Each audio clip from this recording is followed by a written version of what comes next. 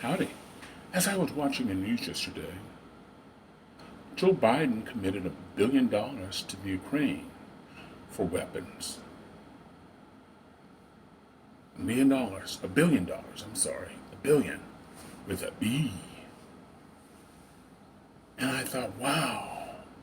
And while I support the efforts of Ukraine and fighting the Russian aggression there, or should I say Putin's aggression, because I don't think the Russians want to take on any other country because they're having financial issues. But just imagine $1 billion just like that. And yet we have all these homeless people. And why couldn't he just commit $1 billion to the homeless people? I mean, there are homeless people all over the United States, from Portland, Maine to Portland, Oregon, to San Diego, to Dallas, to Houston, to there are homeless people all over the place. And the situation is getting worse because now you have people being put out of their apartments due to COVID because they were not allowed to pay rent. But now they are. And in California, you get sort of a break because you can't put people out. But in places like Arkansas, you can put people out in 2 or 3 days. You're out. You're homeless. And there is no commitment from the richest country in the world to help homeless people. Just token efforts. But at the beginning of the Ukrainian war, we saw Kiev, the nation's capital, and how the Russians struck some of their residential buildings, put up by the country to help middle, lower income, these tall, big, massive buildings. And you see them in other parts of Europe. You see them in the Philippines. You see them all over the country, all over the world. Housing citizens, but not in the United States. $1 billion. You go to Hawaii. If you haven't been to Hawaii, our tropical paradise. If you come into Honolulu from the airport and you take the bus, train, or any type of mode of transportation into Waikiki, where the hotels are on Oahu, you see a sea of homeless people in tents.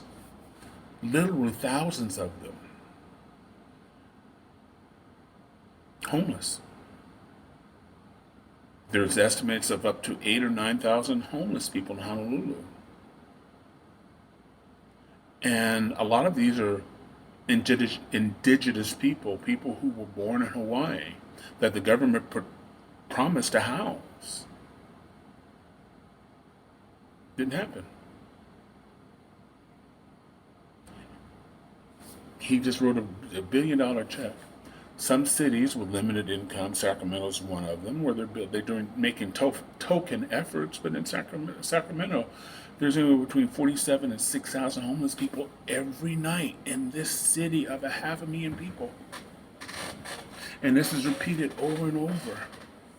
And imagine spending all your money. I'm getting ready to go overseas. Spending all your money to come to America to see homeless people like this. This is not the images that we project across the world. Our pristine neighborhoods, our beautiful, shiny cities. But in Manhattan, you have homeless people. Some cities kind of shuffle them from place to place. Throw their stuff away. Now, I understand that was against the law, but some cities are like, well, our locals are tired of seeing homeless people.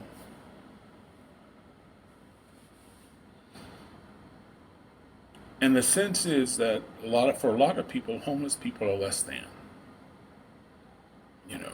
They're smelly, they're dirty, well, they don't have a place to shower. They're illiterate, they're all on drugs. I've met homeless people who are college educated. If you go to San Jose, there are many homeless people living in a car who make 6 figures. They just can't live. They can't afford to live in a city where the average house is $1.6 million and the rent is $3,200. So they live in their car. It's not an issue. Neither is mental health for the homeless people. Can you imagine living your daily life and then one day you're homeless? People look at you differently. They avoid you. You're less than. And if that happens long enough, what would that do to your psyche? See, I was homeless. And I was homeless when I was 18, short time. My stint at homeless is not even compared, but I've worked with homeless. I've done volunteered with homeless groups for many, many years. Mental, nothing major, no decision making. Sometimes just sorting clothes, but I've met homeless people through the years. When I was 18, I was homeless because I had a family member who was unpredictable, and I don't like unpredictable. I like predictable, so I chose to stay out on the streets of San Francisco and wait till shelters come over. Oh, and I was only 18, and I was protected by other homeless people because I didn't realize at 18, being this big 6 foot, almost 250-pound boy, that I was being groomed by people who knew I didn't know any better. So I had people who protected me. God is good all the time. I wonder what had happened. Because when you're 18 and an adult is asking you a question, an adult could be 26, but they're treating you like an adult, you're honored. It's like, he's talking to me like I'm an adult. I'm an equal. I didn't know that was taking place. Now when I see homeless people talking to older men, talking to younger boys in a line as they're waiting for food and telling them it's like,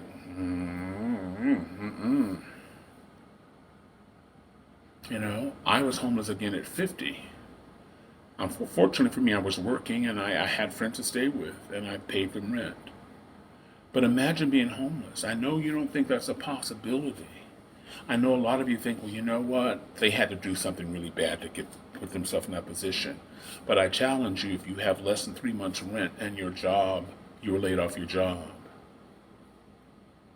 And when you go to move in with a friend who loves you to death, he thinks you're going to be there for a short time. But what if you aren't? You're not there. You gotta, you're having a harder time finding a job because your last job was a year ago. And you didn't have a number, and you're starting your whole life over. But your friends didn't realize it's going to take this long for you to find a job. So they say you have until Friday, Rodfather, to find a job. I mean, I got your family here, I got your dog here. You're using up our air. We need our space back. So you call a friend, and you say, hey, can I stay with you? But your friends heard that you've been at work, and they go, ooh, no, I'm not answering that phone. And the world thinks you're less than. You're smelly. You look funny, because regular people don't smell.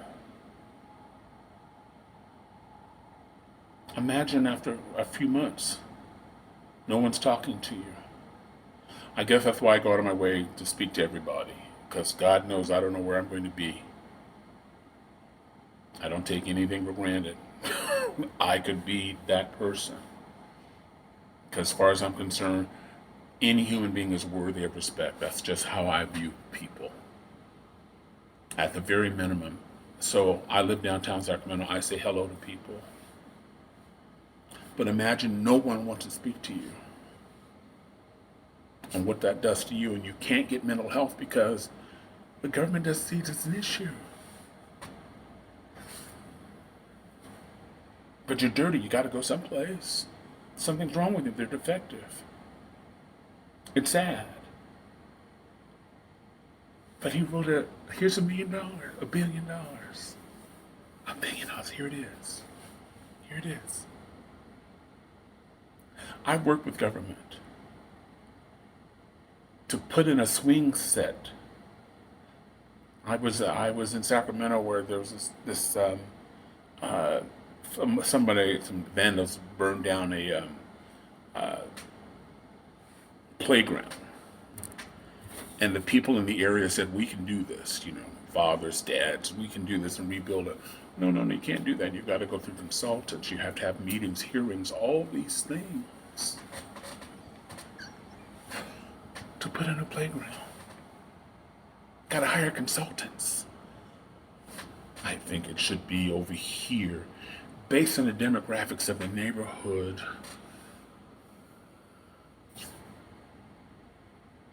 Meetings, meetings, meetings.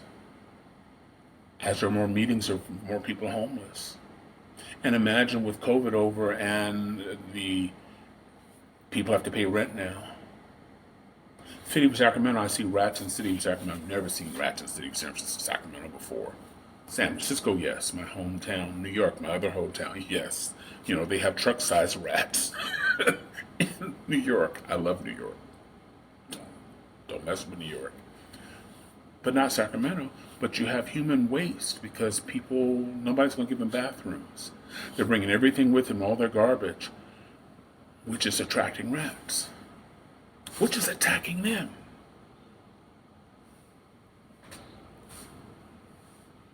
$1 billion. I want to hear what you think. Am I emotional about this? Yeah. Because we're dealing with human beings. And it could be you or somebody you know or love.